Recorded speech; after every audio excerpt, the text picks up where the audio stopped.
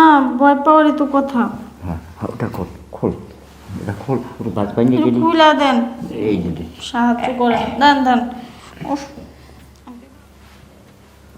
কিরে মা, তুই ওদিক কই যাস? কাজগুলো শেষ। হ্যাঁ ইয়ে সাহেব, কাজগুলো শেষ করতে যাইতেছে, ওই যে ড্রেসিং টেবিলটা পরিষ্কার করা লাগবে। ও পরিষ্কার করা লাগবে, তা এই ড্রেস পরেছিস তুই? ও বকা দিয়েন না সাহেব, ভুল হয়ে গেছে, এটা আপামনির ড্রেস, আমার না খুব পছন্দ হয়েছে, ওই জন্য বাইক করে পরছি। ও আচ্ছা, বয় বয় বয় বয় বয়। ও আমার আমরা বকা দিবেন নাকি? না না, কোনো বকা দেবো না, বয়। তোর এই ড্রেসটা পরে খুব সুন্দর মানাইছে।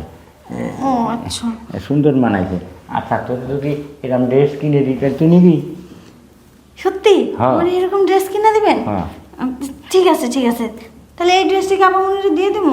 হ্যাঁ, এটা তুই আপার মনে দিয়ে দিবি। আপামনি তো জানেন আমি যেটা পরছি। ও তো জানে না তো, তুই যে খুলে থুয়ে দিবি, তোরে আমি ক্যালকেটটা আনে দেবো। আর তুই যে কাজের নিয়ে কুস কেন তুই কি কাজের মেয়ের মতন থাকিস না, আমার বাড়িতে আমার নিজের মানুষের মতন থাকিস।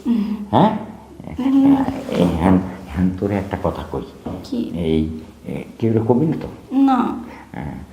মানে কি করবো, আমার কুটি দিয়ে আবারই মহি আসতেছে, আবার আসতেছে না। এখন কব কব আরে কি কথা সাহেব, কয়ে ফেলান। খুব সুন্দর লাগতেছে। ও এই কথা, এটা কোনো ব্যাপার হলো নাকি? আচ্ছা, আর একটা কথা আছে, তুই গিফট দিছিস না কিছু? না বুঝতেছি না। আরে কি করেন সাহেব, আরে ছাড়েন, আরে এরকম করতেছেন কেন? এরকম করতেছি কেন, মানে তোর যে আজকে দেখে আমার এত সুন্দর আনন্দ লাগতেছে তা বলার মতন না।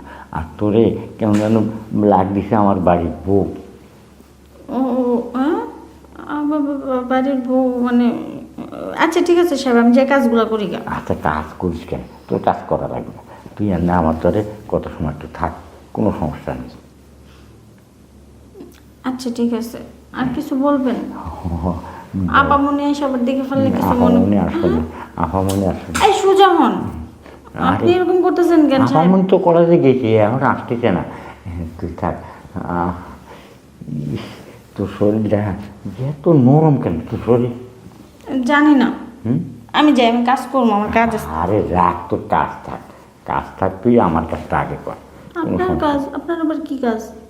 আমার কাজ মানে তুই বুঝিস না, কাজের মেয়েরা ওই যে বড়কে ধরে ধরে কি করে, আমি তো তাই ছিলাম না, আমি এমনি তোরে কয়ে বুঝে বুঝে মানে কিছু অর্থের বিনিময়ে। দেখেন সাহেব, এগুলো আমার পক্ষে সম্ভব না। আমার লোককে কি ও কথা কয় না, একটু দেখ। আচ্ছা আপনার কথা শুনলাম, আমি কি পাবো? আর তুই যা খাবি আমি তাই দেবো, তুই তো আমার বাড়ির মানুষ। আচ্ছা ঠিক আছে, যা চাবো তাই দেবেন? হ্যাঁ আচ্ছা, কিন্তু আমার না ভয় ভয় লাগতেছে। আরে ভয়টা কিছু নেই, আরে আমি আর তুই আর মেয়েরা তুই স্কুলে গেছে, কোনো সমস্যা নেই, তুই চিন্তা করিস না, তুই পা উঠে এবার, পা উঠে এবার।